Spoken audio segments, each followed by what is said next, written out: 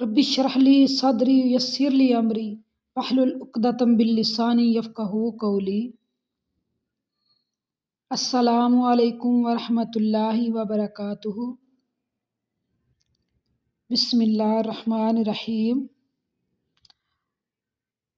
آج ہم سورۃ البقرہ کی آیت نمبر 14 سے 20 تک ترجمہ تفسیر کریں گے۔ آج کا ہمارا سبق یہ ہے: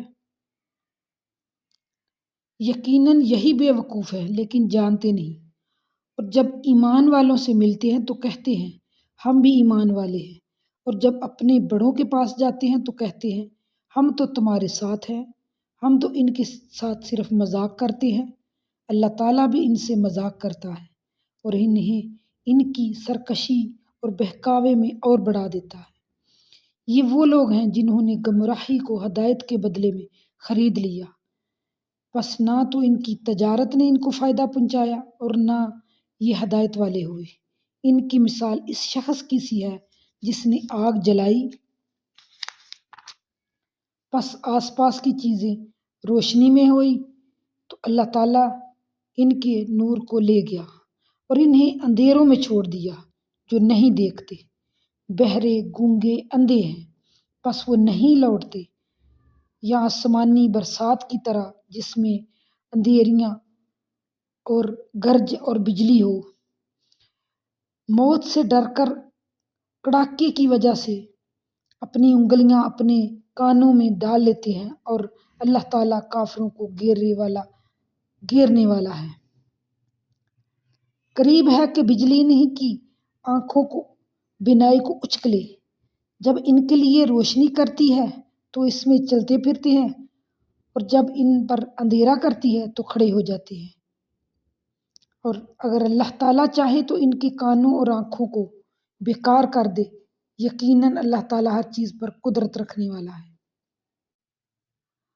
آخرت کی پائیدار اور دائمی زندگی کے مقابلے میں دنیا کی فانی زندگی کو ترجیح دینا اور اللہ کی بجائے لوگوں سے ڈرنا سب سے بڑی بے وقوفی ہے۔ اس کا ارتکاب ان منافقین نے کیا، یوں ایک مسلمہ حقیقت سے بیکار رہے۔ شیاطین سے مراد سرداران قریش ہے اور یہود ہیں۔ وہ اسلام اور مسلمانوں کے خلاف سازشیں کرتے تھے۔ منافقین کے اپنے ہی سردار بھی ہیں۔ اللہ تعالیٰ بھی ان سے مذاق کرتا ہے جس طرح مسلمانوں کے ساتھ وہ استہزاء کا معاملہ کرتے ہیں۔ اللہ تعالیٰ بھی ان سے ایسا ہی معاملہ کرتے ہوئے انہیں ذلت و رسوائی میں مبتلا کر دیتے ہیں۔ اور برائی کا بدلہ اسی کی مثل برائی ہے۔ برائی کے بدلے کو برائی سے کہا گیا ہے، حالانکہ وہ برائی نہیں، ایک جائز فعل ہے۔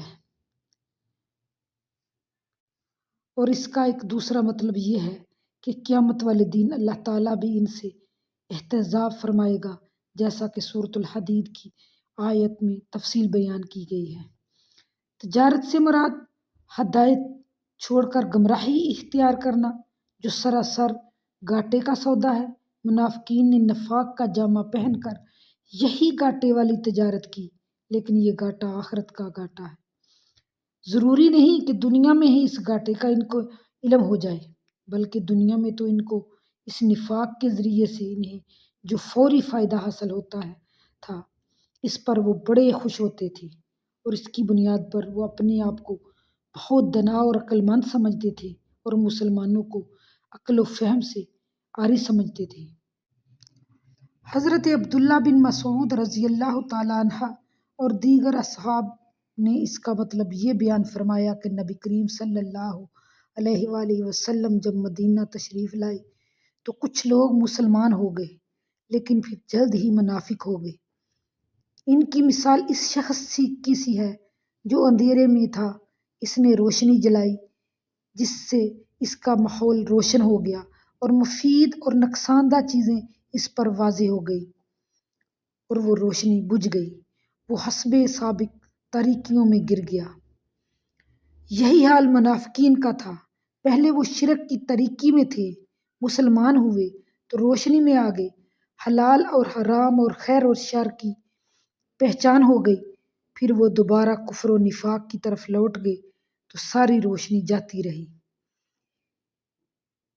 یہ منافقین کے ایک اور گروہ کا ذکر ہے جس پر کبھی حق واضح ہوتا ہے اور کبھی اس کی بابت وہ شک میں مبتلا ہو جاتے ہیں، بس ان کے دل اللہ تعالیٰ کی طرف سے اس بارش کی طرح ہیں جو اندھیروں، شکوک و کفر و نفاق میں اترتی ہے، گرج چمک سے ان کے دل ڈر ڈر جاتے ہیں، حتیٰ کہ خوف کے مارے اپنی انگلیاں اپنے کانوں میں ٹھونس لیتے ہیں، لیکن یہ تدبیریں اور یہ خوف دہشت انہیں اللہ کی گرفت سے نہیں بچا سکے گا، کیونکہ وہ اللہ کے گھیرے سے نہیں نکل سکتے۔